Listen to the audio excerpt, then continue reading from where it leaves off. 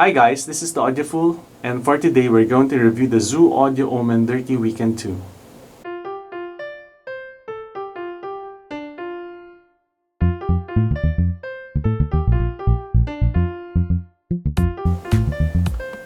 So these are full range speakers.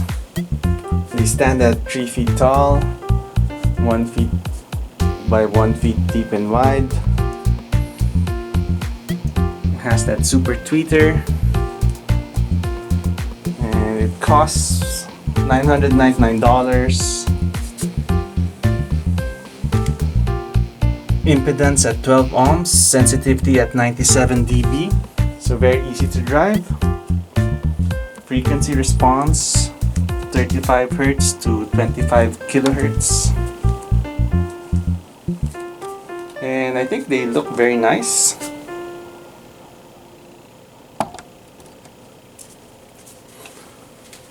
So I've always wanted to have full range speakers. I've heard a couple of DIYs and a few off the shelves, and I just can't forget the 3D imaging that they provided. I just gotta have one, except that it took me a long time to find one that satisfied me because most of them didn't have bass, and the few that did, the bass was flabby and woolly, and the top end wasn't impressive as well. Could use a little bit more dexterity, more sparkle. So enter Zoo Audio.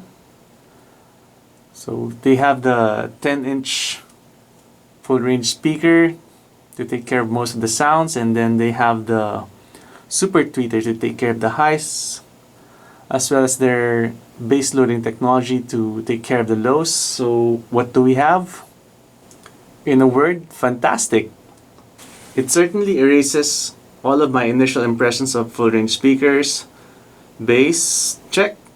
Top end, check. And then the signatures, imaging and timing, check. So let's compare to the KEF LS50. For trials of the pass by subtract, the Zoo speakers produced the 3 bass notes with equal SPL levels. The LS50s faltered in the 3rd bass note, but each bass note was actually triggered tighter than compared to the Zoo speakers. The Zoo speakers counters, on the other hand, with a larger soundstage and a more detailed 3D imagery. For Frank Sinatra and Bono's duet, I've Got You Under My Skin, the vocals in the LS50s were smaller, but it also felt more focused and more solid compared to the Zoo speakers. The Zoo speakers, on the other hand, had a better rendering of the instruments, and it had a larger soundstage and better 3D imagery. The horns were much more natural. It felt more natural compared to the LS50s. The LS50s kinda felt it lacked timbre, and it was in a higher frequency than I'm used to. For Nora Jones, don't know why, the LS50s produce a smaller imagery as well as a smaller soundstage. But the vocals, while again being small, it was also more focused and more solid. It didn't also give a lot of details in the snare compared to the Zoo speakers, and there was much more space between the instruments in the Zoo speakers. For Alicia Keys' If I Was Your Woman from the MTV Unplugged album, the performance of Alicia Keys in the LS50s was like in a small, intimate setting compared to the Zoo Audio, where it's like a large concert arena.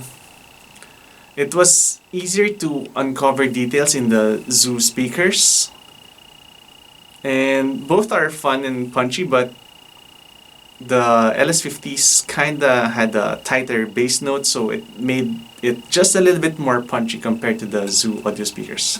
But again, both are fun to listen to and very enjoyable. For Pints of Room by Respighi, the Zoo speakers produce a vast soundstage, and it was easier to separate the instruments between each other. The LS50s, on the other hand, felt smaller and didn't feel as grand. It was still able to produce the sounds, but feels a bit choke in comparison. So after all my testing, I still crown the LS50s as the vocals champion. While the imagery of the vocals may seem to be smaller compared to the Zoo speakers, it's also more solid and it made listening to vocals a little bit more pleasurable. But I also actually quite like the vocals in the Zoo audio speakers, and if I didn't compare them directly, I probably wouldn't have noticed because the Zoo speakers are the complete package and listening to music is simply fun.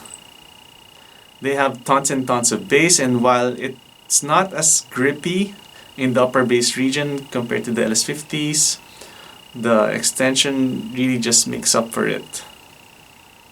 And it also has this huge wide soundstage, and you can just really see the imagery of each instrument when you play a song. So what I really like about the Zoo Audio Omen Dirty Weekends version 2 is that, well, they're just really fun speakers. I started to listen to 2-3 songs and then find out later on I've been playing for like 30 songs already because they're just very engaging and they're really fun. What I don't like about it is, well, the bass could be a bit tighter, but I'm not really complaining with the amount of extension I'm getting.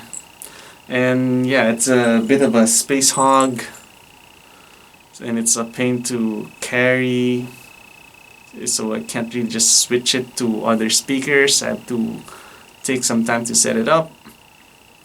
And what I really don't like about these speakers is that it's not readily available. I think they only sell it twice a year, and in that span of time, once you do order it, you're gonna have to wait because they have to build it and then break it in. So in my case, I think it took me around a month from the time I ordered it last March. So you can't really get it anytime you want to, which is sad because I've been audiofooled. Big speakers, big sound, big fun, and for not a whole lot of money.